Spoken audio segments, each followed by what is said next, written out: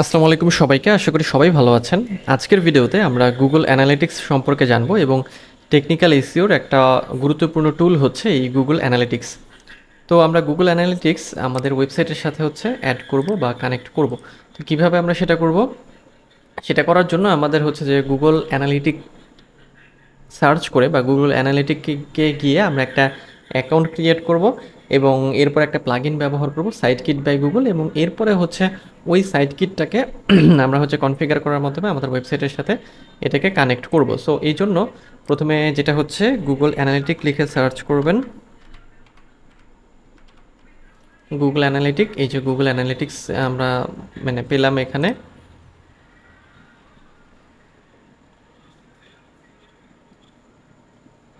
এই যে Google analytics on হবে, যেহেতু আমাদের অলরেডি একটা হচ্ছে যে আমরা অ্যাকাউন্ট ক্রিয়েট করে রেখেছি, সো এরকমভাবে এসেছে।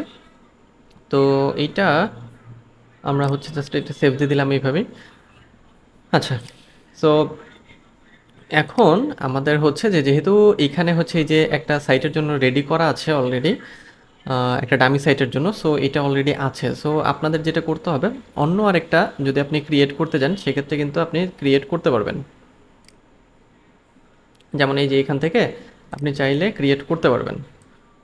সো গুগল অ্যানালিটিক্সে এসে প্রথমেই হচ্ছে আমরা যেহেতু এখানে একটা লগ ইন দিয়ে দিব, মানে লগ ইন বলতে এখানে সাইন আপ করবো আমাদের একটা অ্যাকাউন্ট ক্রিয়েট করার পরে আমরা এরকম ইন্টারফেস পাবো, এবং এবং দেন আমাদের যেটা করতে হবে, একটা প্লাগ ইন লাগবে site kit by Google. So ওটার জন্য আমরা হচ্ছে যে এখানে আসবো, এখানে সাইট কিট বাই গুগল লিখে সার্চ করবো আমরা। এখানে আমরা site kit by Google site kit by হচ্ছে গুগল লিখে সার্চ করলে এই যে site kit by Google already আমার এখানে অ্যাক্টিভ করা আছে। সো আমরা এটার হচ্ছে যে ড্যাশবোর্ডে যাব সাইট কিট বাই গুগলের, দেন ওখানে যাওয়ার পরে দেখবো যে আমাদের কনফিগার করতে বলবে আমাদের ওয়েবসাইটের সাথে। তো এখান থেকে আমরা ওইটাকে আমাদের ওয়েবসাইটের সাথে হচ্ছে কনফিগার করে দেবো। সো যেহেতু আমাদের কনফিগার করা আছে, সো আমরা এটাতে যাচ্ছি না আর।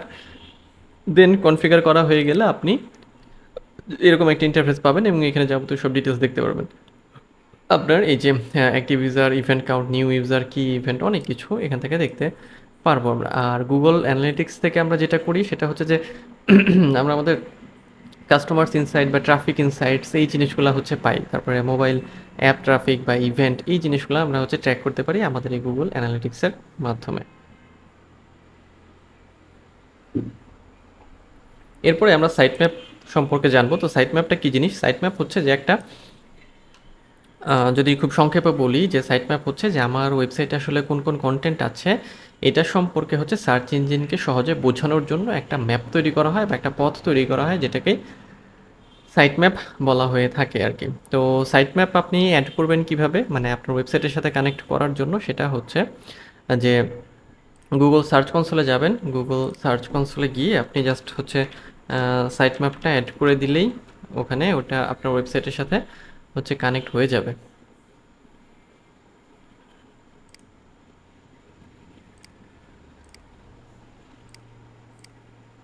এই যে এখান থেকে আমরা আসলাম, এই যে এখান থেকে এই যে সাইট ম্যাপ আছে, সাইট ম্যাপে এসে আমরা হচ্ছে জাস্ট এইখানে আমাদের ওয়েবসাইটের যে ইয়াটা, এটা তো অলরেডি সেট আছে। আমরা যেটা করবো এরপর থেকে যে site map underscore index XML এটাকে কপি করে এখানে দিয়ে দেবো এবং সাবমিটে দেবো।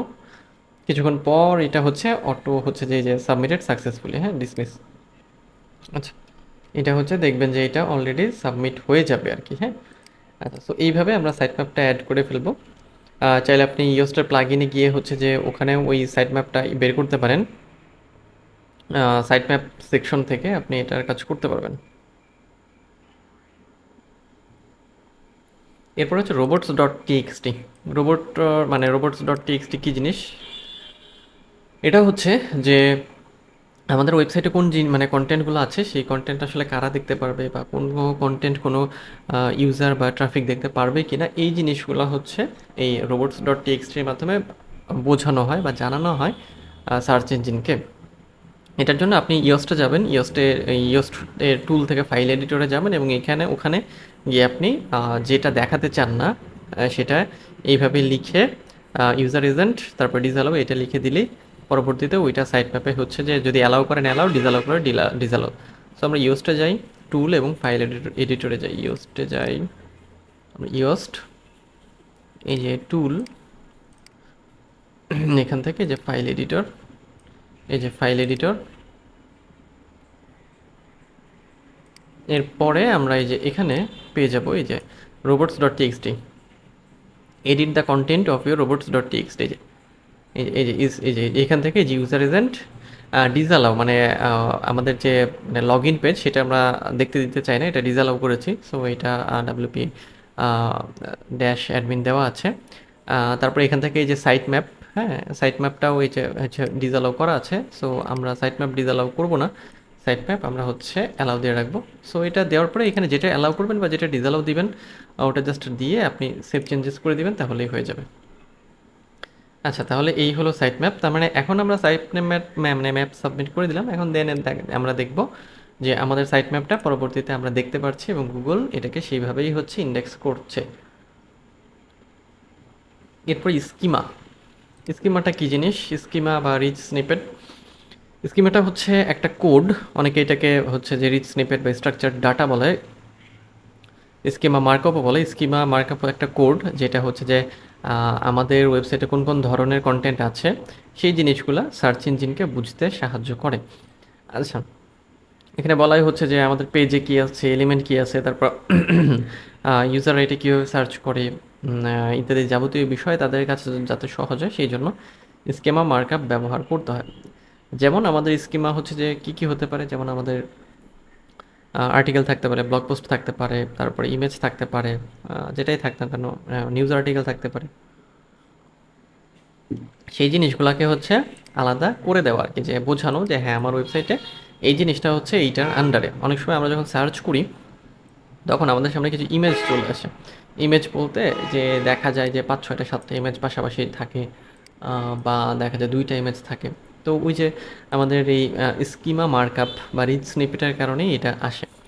তো স্কিমা অ্যাড করার জন্য আমাদের একটা প্লাগইন লাগবে, সেটা হচ্ছে schema and structure data for WP and AMP।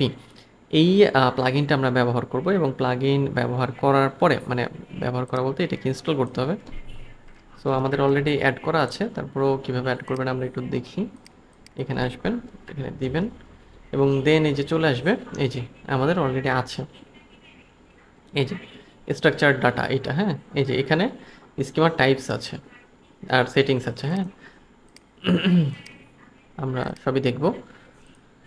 আচ্ছা, তো স্ট্রাকচার ডাটাতে ওই যে জেনারেল সেটিংসে যাবো আমরা, দেন নলেজ গ্রাফ আপনি চাইলে ফিল আপ করতে পারেন, সেভ চেঞ্জেস করে দিবেন এবং এরপরে হচ্ছে যে schema and structure data schema types, ওই যে স্কিমা টাইপস যেটা ওইটাকে আপনার হচ্ছে কাস্টমাইজ করতে হবে।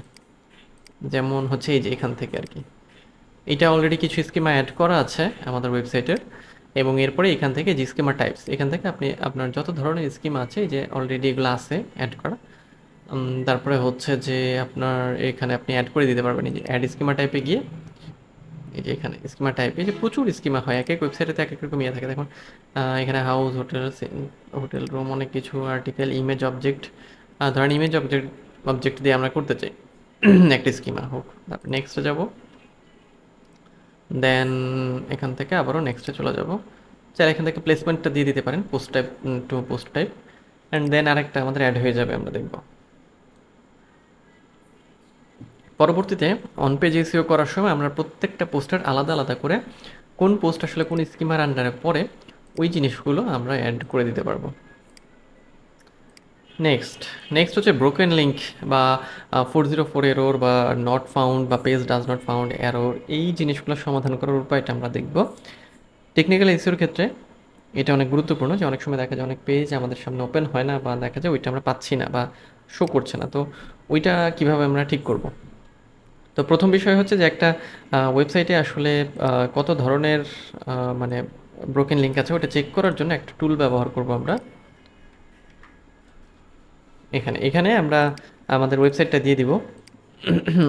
ওয়েবসাইটটা দিয়ে দিলে ওখানে হচ্ছে যে কত ধরনের লিঙ্ক ব্রোকেন আছে সেটা চেক করে আমাদের দিয়ে দিবে। দেন আমাদের কি করতে হবে, ওই লিঙ্কগুলোতে আমরা কি করব, যে ওই লিঙ্কগুলো আমরা হয় ঠিকঠাক করব অথবা ওইটাকে আমরা হচ্ছে যে রিমুভ করে দেব। সেই জন্য আমরা প্লাগইন ব্যবহার করতে পারি, এই যে প্লাগইন 301 রিডিরেক্টস, অথবা হচ্ছে এই যে আমরা 301 302 রিডিরেক্টস এইগুলো ব্যবহার করে হচ্ছে যে এই এররগুলো মানে সমাধান করতে পারি। এই যে এখানে দেওয়া আছে, এখানে টোটাল লিঙ্ক হচ্ছে 302টা। তারপরে হচ্ছে যে এখানে হচ্ছে লিঙ্ক উইথ ইস্যু, 2টা লিঙ্ক ইস্যু আছে, নিউ লিঙ্ক নাই কোনো, ডু ফলো কতগুলো 309টা, নো ফলো হচ্ছে 4টা। আচ্ছা, তারপরে হচ্ছে যে এখানে লিঙ্ক স্কিমস দেওয়া আছে, এইচটিটিপি ডেটা, এইচটিটিপি। তারপর ইস্যু টাইপস হচ্ছে 404 নট ফাউন্ড হচ্ছে 2টা। এখানে যদি আমরা ক্লিক করি কোন 2টা সেইটা হচ্ছে আমরা দেখতে পারবো এখান থেকে, যে রেজাল্ট এইটা এটা এটা 3টা আর কি। তারপর আরও কয়েকটা আসছে, দেখি 1 2 3 4 5টা। এই যে এখানে আরও আসছে, আস্তে আস্তে ও কাজ করতেছে।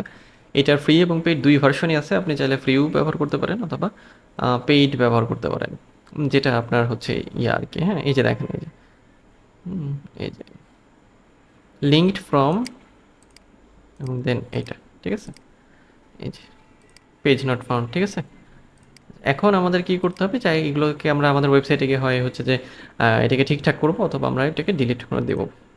আচ্ছা, নেক্সটে যাই আমরা। নেক্সট আরেকটা বিষয়, সেটা হচ্ছে অনেক সময় আমাদের ওয়েবসাইটের আগের ইনফরমেশন জানার প্রয়োজন হয়, মানে যে কোনো কিছু বিষয়ের বা যা মানে আমাদের ওয়েবসাইটের সাথে প্রয়োজনীয় সেটার। তো ওই ক্ষেত্রে আমরা web.archive.org ব্যবহার করতে পারি। ওইটা ব্যবহার করলে ওয়েবসাইটের অনেক কিছু আমরা অ্যানালাইসিস করতে পারি, কবে ওটা তৈরি হয়েছে, কিভাবে তৈরি হয়েছে, কি ডোমেইন ছিল ইত্যাদি। আর ওয়েবসাইট ডিটেলস জানার জন্য এই যে গোড্যাডি ব্যবহার করতে পারেন, sg.godaddy, এটা ভালো। আর এসইও অডিট টেস্টের ওয়েবসাইট আছে হচ্ছে যে, এই ওয়েবসাইটটা ব্যবহার করতে পারেন, এই যে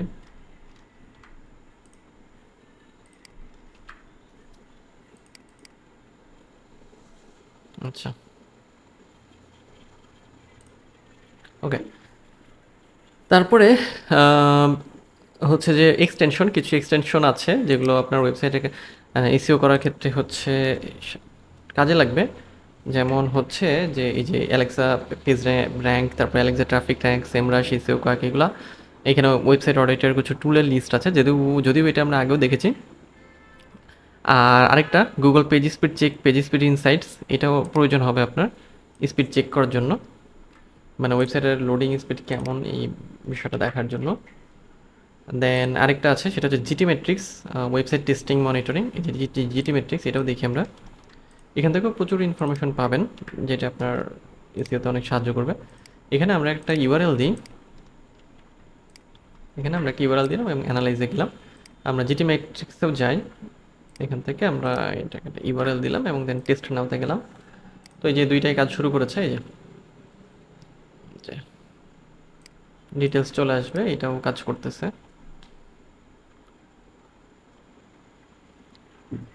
সো এইভাবে যখন ডিটেলসগুলো আপনি পাবেন, দেন আপনাকে হচ্ছে একটা লিস্ট তৈরি করতে হবে বা একটা রিপোর্ট ফাইল তৈরি করতে হবে। তো ওই জায়গাগুলোতে মানে অডিট লিস্টে আপনি যে বিষয়গুলো রাখতে পারেন, keyword consistency, title, meta tag, heading, এগুলো, তারপর amount of content, image, alt attributes, analytics, top target sizing, মানে যেগুলো আপনার প্রয়োজন হয় আর কি, বা যেগুলো সাধারণত আমাদের প্রয়োজন লাগে। আচ্ছা, সো এগুলো হতে একটু সময় নেয়, একটু সময়, মানে এই যে ডায়াগনোসিস করছে একটু সময় লাগে। সো কিছুক্ষণ পরে আমরা হচ্ছে এই ডিটেলসটা হচ্ছে পাবো। এটারও ফ্রি এবং পেইড আছে, চাইলে যেটা পছন্দ ওইটা ব্যবহার করতে পারেন।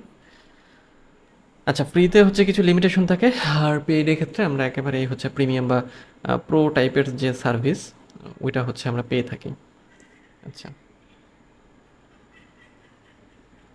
তো এই হচ্ছে টেকনিক্যাল মানে এসইওর বিষয়গুলো। আমরা যখন টেকনিক্যাল এসইও করি, এই জিনিসগুলোই আমরা হচ্ছে যে মানে খুঁজে বের করি এবং এইগুলা ফিক্স করি, দেন আমাদের টেকনিক্যাল এসইওটা হচ্ছে ওকে হয়ে যায়।